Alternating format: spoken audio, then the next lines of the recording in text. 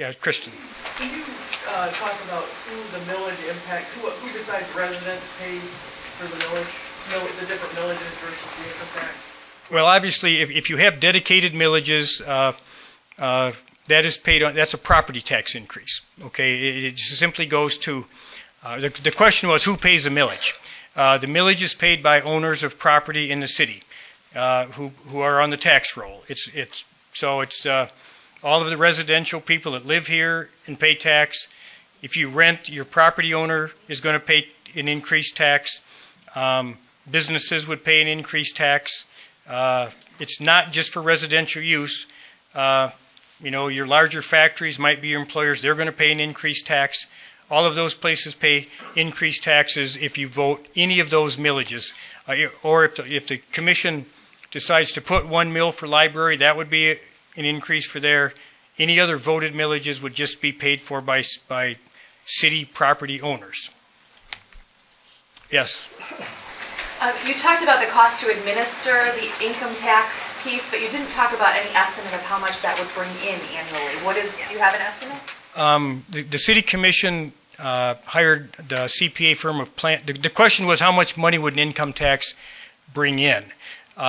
And we've asked Plant Moran to update the figures from about 3 years ago when they did the study. At that time, the estimate of how much revenue would be brought in was about $4 million a year. Okay, and so we thought that we could turn around and reduce property taxes. One of the problems is you start up that system with income tax. Nobody in Michigan has adopted an income tax since 1994. Okay, there's a lot of everybody having meetings like this that are scrambling for more revenue that's a consideration, especially where you have a lot of resident, non-resident issues. But they tell me that one expert will estimate in your first year you'll get about half that money. Plant Moran 2 years ago said to estimate between 75 and 80% the first year, and as people get used to following the rules and deducting it from your check, then it works. There's the only other, Hudson has a city income tax in Lenawee County. Jackson has an income tax. Grand Rapids, which was just voted the best place to raise a family in the country, has an income tax. Battle Creek, Albion, other Big Rapids, where Fair State is, has one. But there are about 22 cities, I think, that have a local income tax. Yes? How much do you bring in through the rec department compared to how much it costs to run it? It is about... The question was how much does it cost to run the department, the recreation department, and how much does it cost to the expenses? And Mark, I want to say it's about $650,000 to run it and about $350,000 to expenses. I'm sorry, the expenses are. I'm sorry, I reversed it there. The expenses are about $650,000 to $700,000. About 800,000. Okay, Dustin is telling me it's about 800,000 in revenue, or I'm sorry, 800,000 in expense, and less than half in that in revenue. Yes. I have a question. I've read a lot, maybe this should have been in the Mythbusters, and I attended several meetings on the oil. Yes. And going into the lease impact. Would that not help? The question would I'm sorry, you okay. This money that the city would receive from these leases would not impact. The question, will oil well revenues help? Yes. The status of that, for those of you who use social media, I'm been convinced to blog now, which is something I never thought in my life I'd do. But Liz is, I'm trying to learn how to type, so I'm moving forward. But we are, as I indicated in that, the city did lease property to Savoy Oil Company a couple years ago. They have located oil on what we call our WIT farm. They've also now located oil in Heritage Park. They are building a production or separation facility where they separate gas, brine, and oil on the Witt farm, and I expect that to be in production probably no later than the end of this month. We will get a portion of those royalties for that one. That well, however, is not directly straight down. That is on people's property across the street who have also leased their property, but the physical location of the well is on city property, but the bottom hole that they call is on somebody else's property. We will get a royalty from that. I don't know what it will be. They haven't told me what percentage of the royalty we would get. To be honest with you, I'm not sure how many months it takes to get the money, but yes, we'll get money. Depending on what they find on Heritage, we should get more of a royalty because that is on city property. Preliminary discussions by the commission have been that they did not think it's smart to use oil well proceeds to just artificially maintain current systems, especially knowing that it's going to take 15 or 20 years to get the revenue back from Proposal A. Preliminary discussions have been to save the money, build it up much like we have the fee estate, use the earnings of that money to support services once we get enough money to be able to do that. So we think the frugal thing to do is not spend it quickly. In my mind, and I'm not sure I've sprung this on the commission yet, they'll probably hear it. I would love to try to, depending on what we think we might get money-wise, I'd like to consider using that to build a new pool, okay, which would reduce millage and maybe use some of the money there and save the rest. But I don't know, it's a little premature, not much premature to know how much it is, but if we could do that somehow or borrow the money and use that earnings to pay off a millage on the pool and get us a really grade A public swimming center, I would love to do that. But yeah, it'll help. Somebody has a question, Carla? I just want to know, is this going to be, this presentation be available on the website? Yes, that's why Joe Jenkins was kind enough to tape it, and we're going to put it on the website about in a week or so. The presentation will be on my channel. The PowerPoint will be on the website tonight. If you want to watch the video and you'll be able to look at different sections, that will be on in about a week or 10 days. Yes. So, I was wondering, that park over by Bone Floor, that park, if you go down to Dell, The park over by where? Bone Floor. Riverside Park, yes. Mm-hmm. And so how would they have it, like, from there down? Why don't they put lights up? Why don't we put lights up in Riverside Park? Primarily, we haven't had the funding. The question is, why don't we put lights up in Riverside Park? And we just haven't had the money to do that lately. Yes. Be selling water to Savoy because they use millions of gallons of water. Will we be selling that to them? No. The question is, will we be selling water to Savoy? No.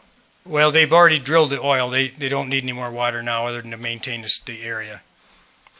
Yes, Ashley?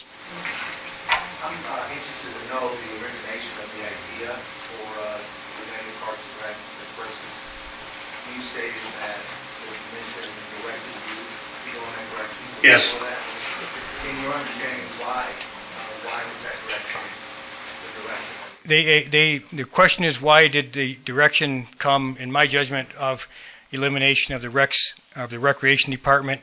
The commission asked me for options. I gave them 3. One was to eliminate the recreation department. One was to eliminate the library. One was to not do anything and spend your fund balance. And just spend the money. In about 3 or 4 years, you would run out of fund balance, and we'd have this meeting again.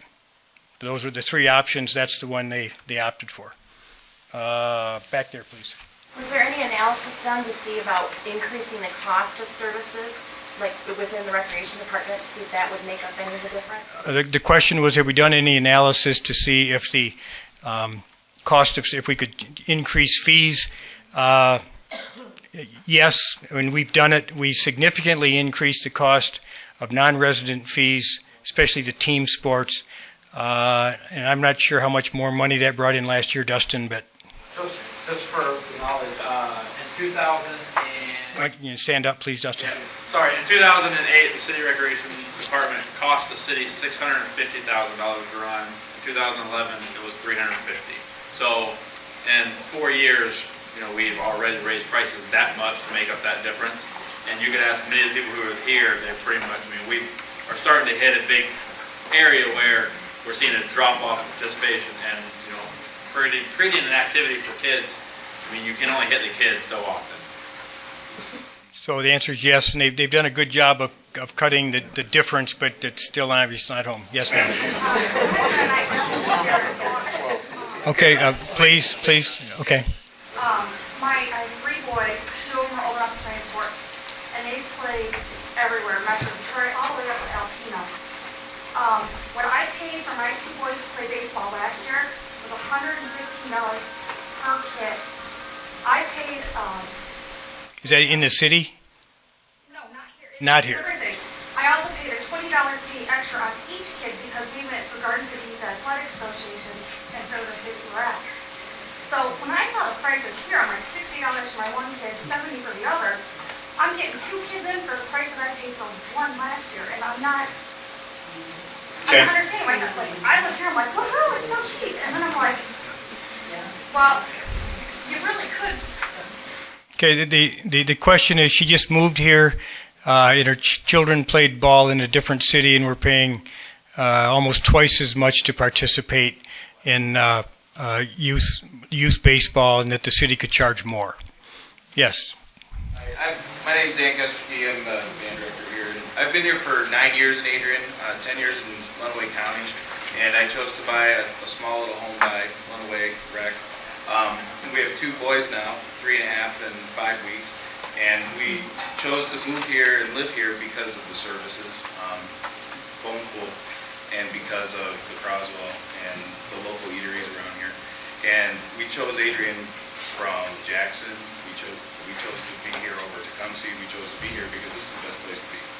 I really do believe that. And as a resident, and I know like taxes are a 4-letter word, and I get it, but I chose to live in the city, and I'm willing to pay my fair share.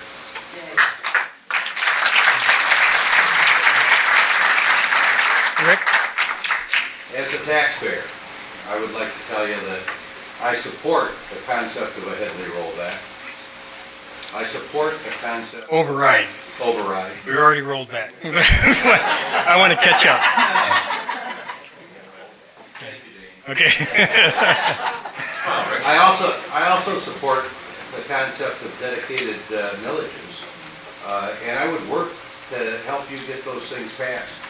I just truly believe that if you lay a city income tax on us, we can just kind of shut the door because there's no business that's going to move to Adrian, Michigan to open up any kind of manufacturing plant because we don't have, billion-dollar buildings to give away. You really need not to do that. Okay.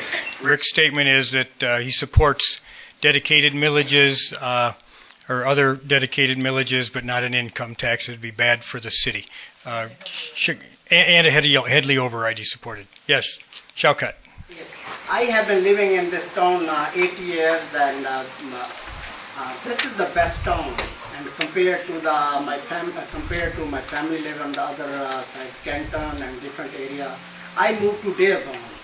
And I see we have a really less employees in the city, and we are more convenient. We have a more response, and we have more service here. If I compare to the other cities, because mostly I go to the other city with my family, and then also when I move here, compared to 2004 and today, we have a more development in the city. And if somebody close the business, that's the business failure, that's the person failure, that's not the city fault. I think we are doing very well in this city, That's the one good thing is, that's my thinking. Thank you, Shaukat. Shaukat is the owner of 7-Eleven and a gas station, and he's giving free Slurpees tonight, right? Oh, I'm sorry. He just ran out, so I don't know.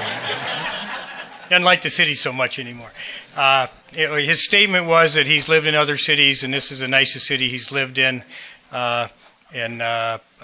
He he's been a great corporate citizen. He helps kids go to school and give away free things every year, and I for the city and the school system, I appreciate it. Yes. I don't know if this falls under sales tax also, but I know that years ago, I'm not sure if they still have it in place or not, but the city of Chicago had a syrup tax, which was, it's not on maple syrup. Breakfast before all right. It was a tax on any pop product, any soda. And what they did, generate the money off of that, of course, we all know, you can't argue it, the pop's not bad for you. But those people were actually paying for a lot of the recreation stuff. The question or the point was that in Chicago and other cities, they have what they call a syrup tax, which is on pop products, and they use that to support recreation. My understanding of my answer to that is my understanding of Michigan law is that local governments only have the authority to tax other entities based on what authority you can get from the state of Michigan legislature to give us that authority. The only authority that we have outside dedicated millages is a local income tax. I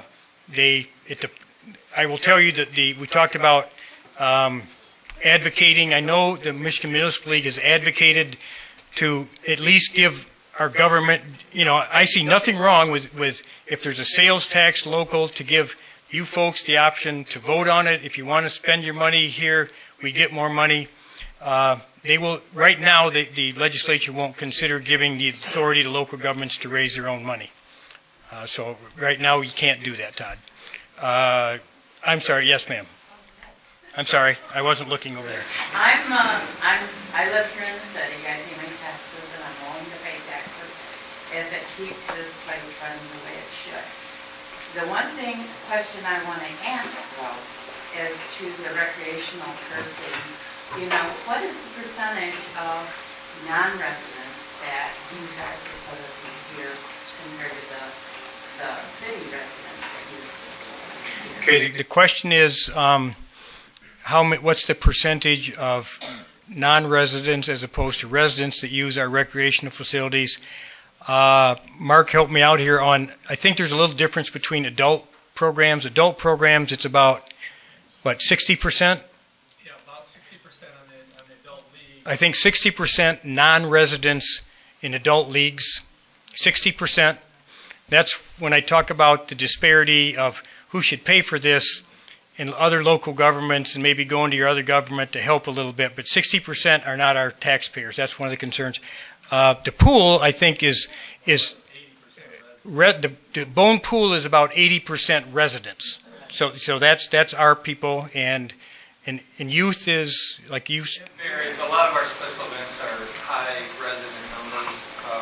What about these meets that you have?